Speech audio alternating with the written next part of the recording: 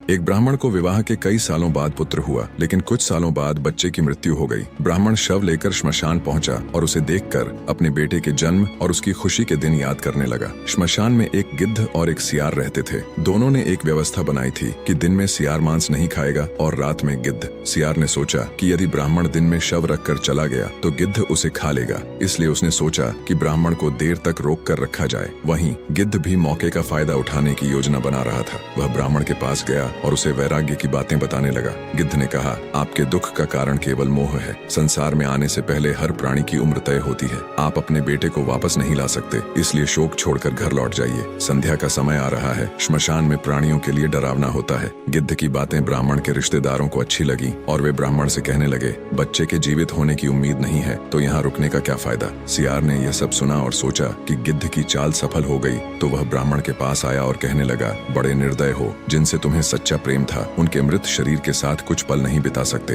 अब तुम कभी उनका चेहरा नहीं देख पाओगे। कम से कम संध्या तक रुककर उन्हें आखिरी बार अच्छे से देख लो। सियार ने नीति की बातें शुरू की। जो बीमार हो, जिस पर आरोप लगे और जो श्मशान में जा रहे हों, उन्हें परिवार का सहारा चाहिए। सियार की बातें ब्राह्मण के परिवार को तसल्ली देने लगी और उन्होंने सोच लिया कि अब लौटने का सही समय नहीं है। गिद्ध ने फिर कहा, तुम ज्ञानी होकर सियार की बातों में आ गए। एक दिन हर प्राणी की यही हालत होगी। शोक छोड़कर घर जाओ। तुम्हारे शोक से मृतक को कष्ट होगा, क्यों उसे व्यर्थ दुख दे रहे हो। सियार ने फिर कहा, अगर यह बच्चा जीवित होता तो तुम्हारा वंश बढ़ाता। तुम्हारे कुल का सूरज अस्त हो चुका है, कम से कम सूर्यास्त तक तो रुक जाओ। गिद्ध को अब चिंता हुई और उसने कहा, मेरी उम्र 100 साल है, मैंने कभी किसी को जीवित होते नहीं देखा। अब तुम्हें जल्द ही इसके मोक्ष का काम शुरू करना चाहिए। सियार ने फिर से कहा, जब तक सूर्य आकाश में है देवीय चमत्कार हो सकते हैं, लेकिन रात में आसुरी शक्तियाँ सक्रिय हो जाती हैं। मेरा सुझाव है थोड़ी प्रतीक्षा कर लो। ब्राह्मण परिवार दोनों की बातों में उलझा हुआ था। अंत में ब्राह्मण ने बेटे को गोद में लिया और जोर जोर से विलाप करने लगा। तभी महादेव और पार्वती वहां आए। पार्वती जी ने दुखी परिवार को देखा और महादेव से बालक को जीवित करने की प्रार्थना की।